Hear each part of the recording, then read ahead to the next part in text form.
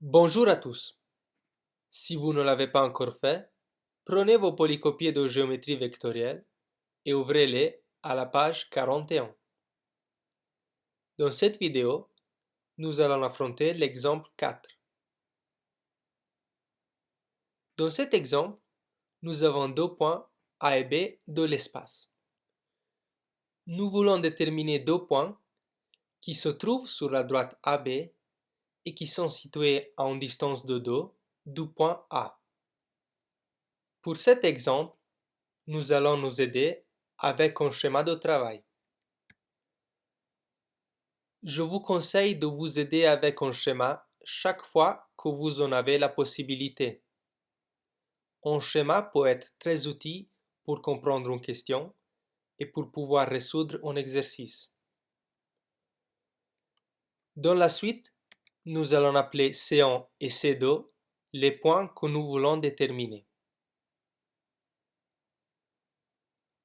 Pour déterminer ces points, nous allons introduire un vecteur U. Ce vecteur est défini comme le vecteur unitaire de même direction et même sens que le vecteur AB.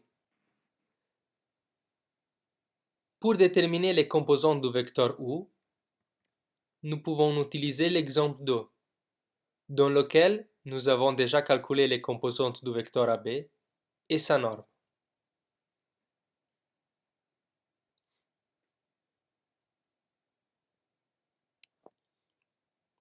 Avec U, nous pouvons calculer les coordonnées des points C1 et C2. Commençons par C1.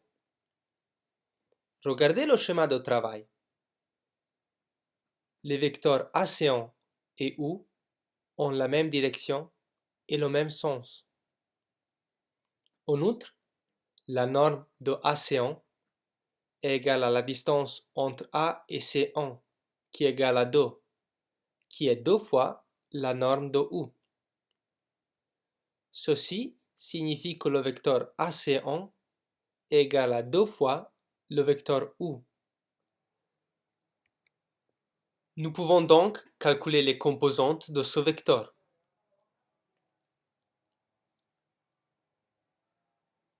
Une fois que nous avons calculé les composantes du vecteur AC1, nous pouvons appliquer la règle de Schall pour obtenir les composantes du vecteur OC1, où O est l'origine, que je viens d'ajouter au schéma.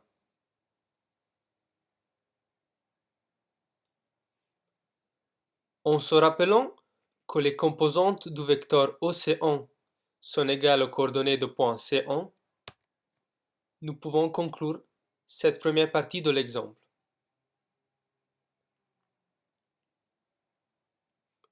Passons maintenant à C2. Regardez le schéma de travail.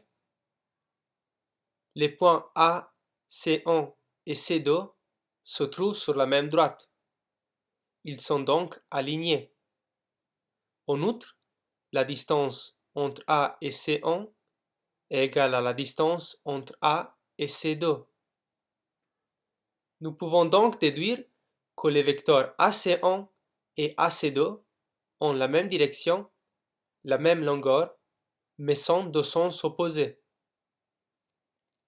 Ceci signifie que le vecteur AC2 est l'opposé du vecteur AC1.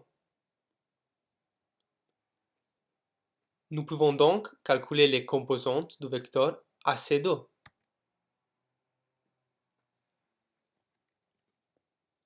Par Schall, nous pouvons obtenir les composantes du vecteur OC2, qui sont égales aux coordonnées du point C2.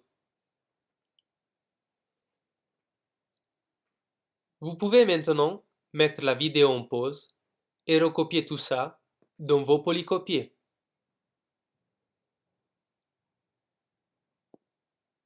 Si vous avez terminé de copier, vous avez peut-être remarqué que l'exemple 4 conclut la partie théorique du sous-chapitre des normes.